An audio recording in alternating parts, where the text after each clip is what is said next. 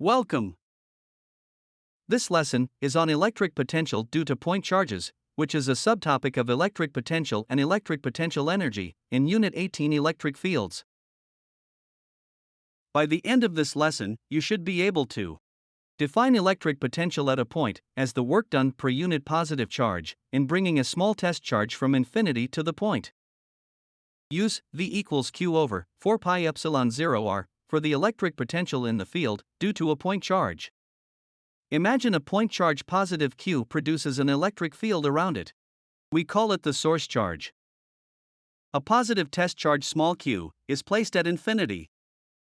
At infinity distance, the test charge will not be affected by the electric field created by the source charge. So, the electric potential is defined to be zero at infinity. Assume the test charge is moving at a constant velocity towards the source charge. When the test charge moves closer to the source charge, it will experience a repulsive electric force from the source charge. So, without changing the velocity of the test charge, an external force that is equal and opposite to the electric force is applied to move the test charge to a point at a distance r from the source charge.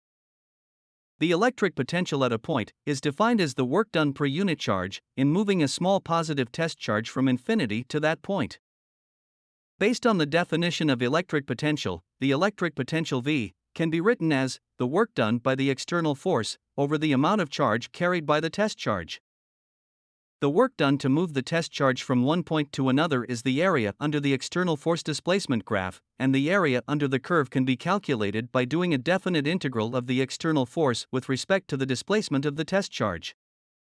The external force is equal and opposite to the electric force, so the external force is equal to the negative electric force.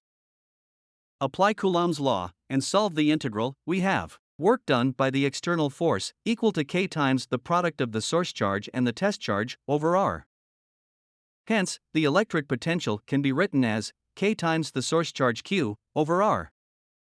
The SI unit of electric potential is volt. Electric potential is a scalar. The net potential at a point surrounded by a number of source charges is given by the scalar addition of the potential due to each surrounding charge. If we change the source charge to a negative point charge, the test charge will experience an attractive electric force from the source charge.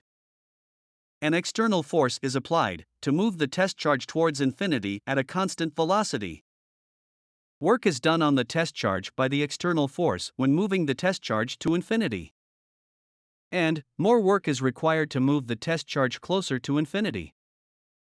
It means that when the test charge is moving towards infinity, the electric potential will increase.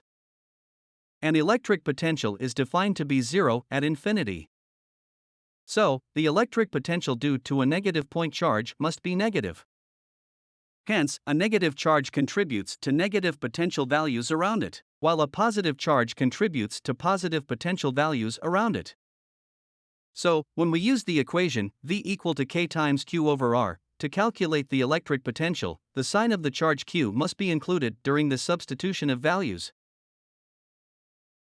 Consider an isolated metal sphere is situated in a vacuum with a positive charge q produces an electric field around it. Outside the sphere, the electric potential is the same as the electric potential originating from a point charge with the same amount of charge at the center of the sphere. The distance from the center of the sphere to the surface is the radius capital R. By applying the equation, V equal to k times q over r, we can get the electric potential at the surface of the metal sphere is k times the charge q over the radius of the sphere. Because the electric field is zero inside the sphere, the electric potential inside the sphere is a constant value and is equal to the electric potential at the surface of the sphere. The electric potential outside the sphere is inversely proportional to the distance from the center of the sphere. For example, when the distance from the center of the sphere is doubled, the electric potential will be halved. Let's try some examples. Please pause the video to try the question. In this question, two small solid metal spheres, A and B, have equal radii and are in a vacuum.